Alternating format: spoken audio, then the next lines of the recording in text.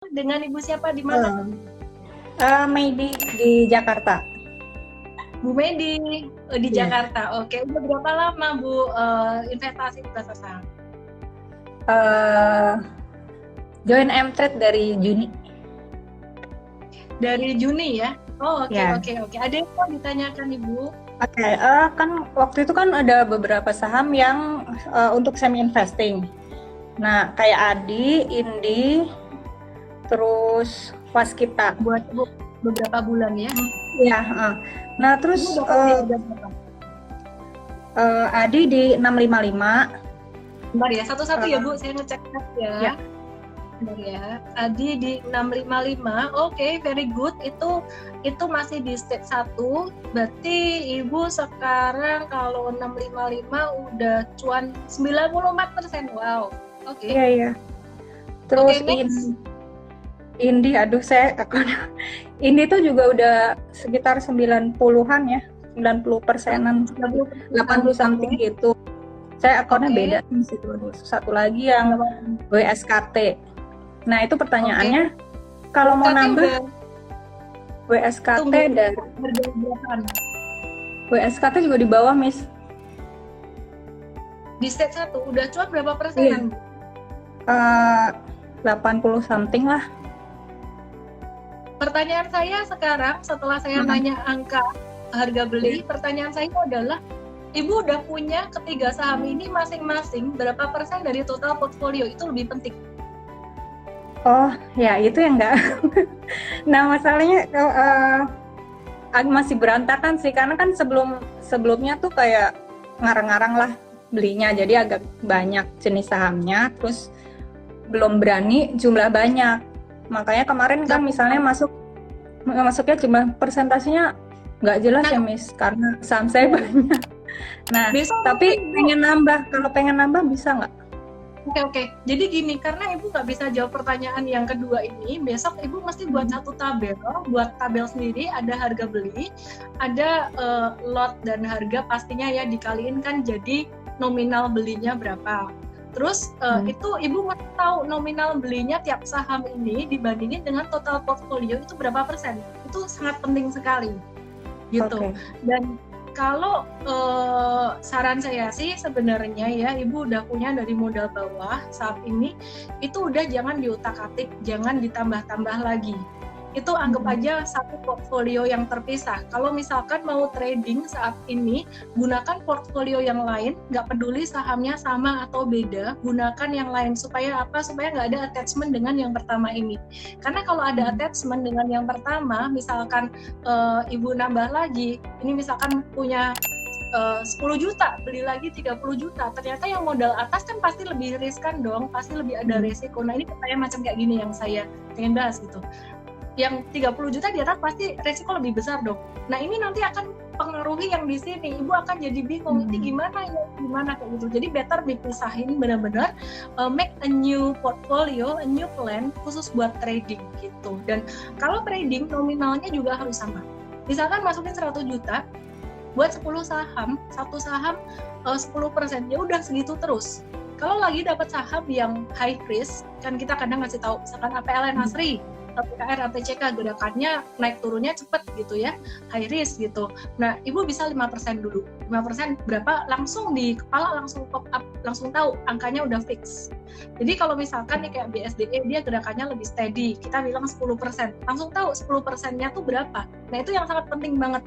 Ya, jadi jangan dulu mungkin masih belajar. Nah, sekarang lembaran portofolio baru gitu.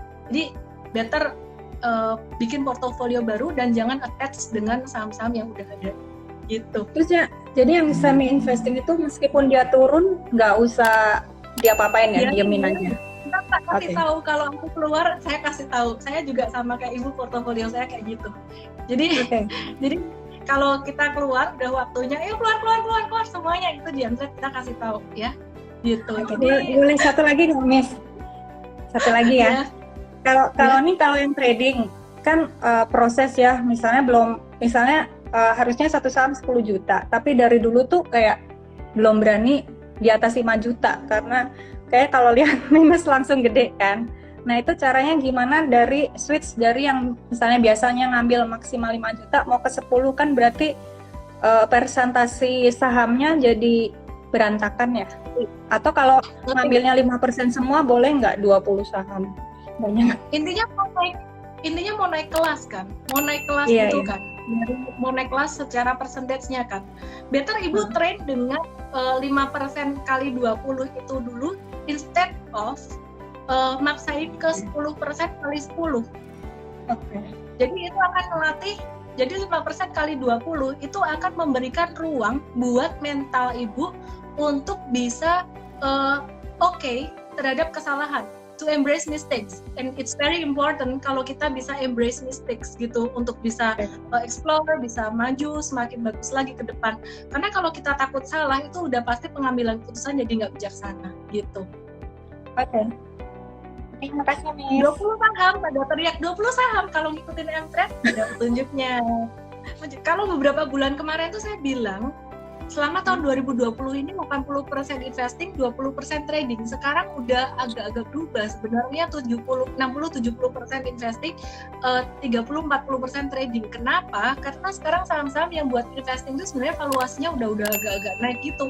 Harga-harganya juga udah lumayan naik. Jadi kalau misalkan mau beli kayak HMSP, GGRM ya ini udah kesempatan terakhir gitu, Bu. Mau investasi, kalau misalkan mau investasi beli sekarang Bu, jangan sampai kelewat dari tahun 2020 nanti udah naiknya ketinggian gitu. Jadi kalau Ibu misalkan mau saham syariah gitu ya, sekarang ICBP lagi masih terdiskon valuasinya dan mumpung harga sahamnya juga lagi ada diskon-diskon gitu, mulai turun-turun dikit gitu. Berarti ranknya 70 untuk invest, 30 trading gitu, Miss? Iya, jadi kalau sekarang sekitar 70% modal untuk investasi, 30% untuk trading gitu. Pilihan sahamnya buat investasi juga yang belum jalan ini sisa dikit sih. Kalau HMSP, GGRM ini valuasi masih sangat terdiskon dibandingkan blue chip yang lainnya, hanya saja itu bukan syariah gitu. Jadi kalau yang syariah ya sisa TLKM udah jalan juga, valuasi nggak bisa dibilang sangat murah sekali, cukup murah gitu.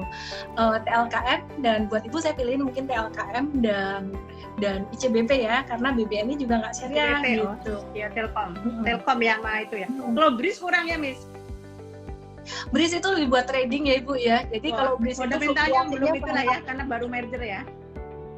Iya, secara fundamental memang kalau saya investasi buat perbankan saya lebih suka untuk yang buku 4. Jadi 4 big caps perbankan itu tadi gitu. Mungkin psikologinya belum siap banget ya, karena kan saya juga baru memula nih, belum main lama banget.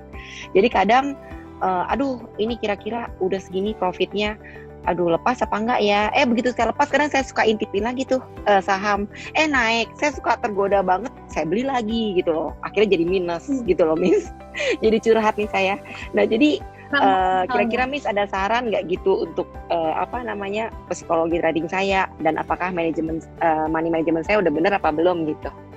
Oke, Ibu contohnya saham apa?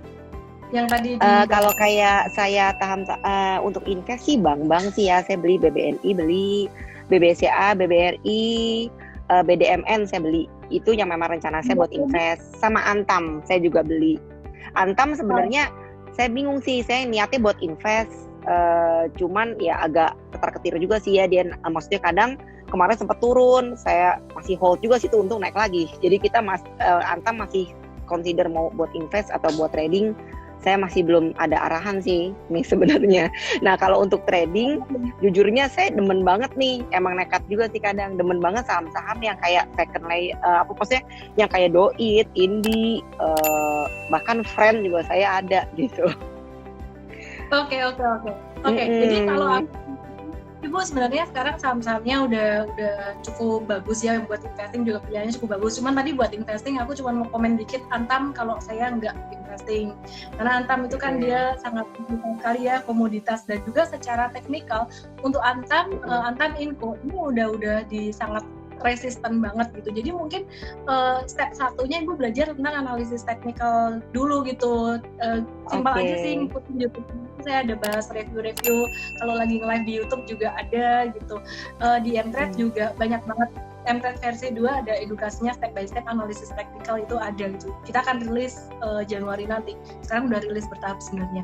Itu. Jadi kalau untuk Antam ininya jangan investing dulu. Kemudian kalau untuk saham-saham yang tadi seperti trading sebenarnya udah oke saham-sahamnya. Cuman ibu mesti tetap untuk likuiditas ya. Jadi resiko likuiditas saham itu salah satunya yang agak-agak tadi naik turunnya bakalan agak bumpy, itu salah satunya friend itu ya. Jadi intinya cuan bungkus aja dan belajar ngebaca candle kalau untuk trading itu tadi. Biar nggak deg-degan, duitnya angkanya agak dikurangin gitu. Yang bikin deg-degan sebenarnya nominalnya kegedean. Itu aja. Oke. Thank you, Miss, buat sarannya ya. Iya, oke. Thank you.